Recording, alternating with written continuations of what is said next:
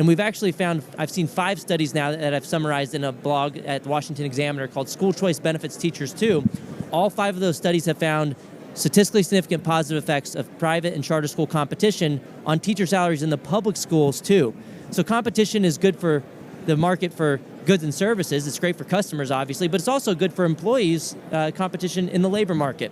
So school choice can benefit families, teachers, and the rest of the populace by having a better educated citizenry.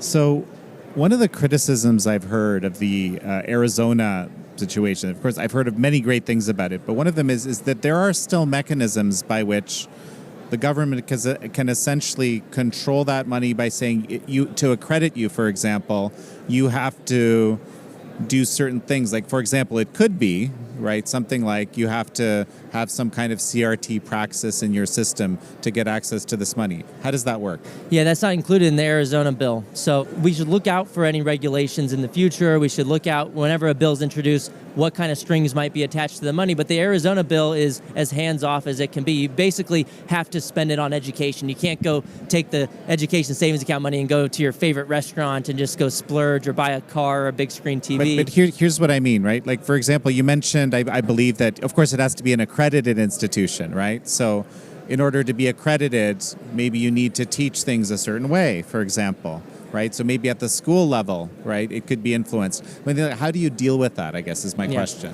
Yeah. So we should push back against the accreditation system as well, but that's something that exists without school choice programs, right? Private schools already have accreditation mechanisms. Arizona is great because it doesn't have a testing requirement either, and it doesn't give the admissions processes standards over to the state.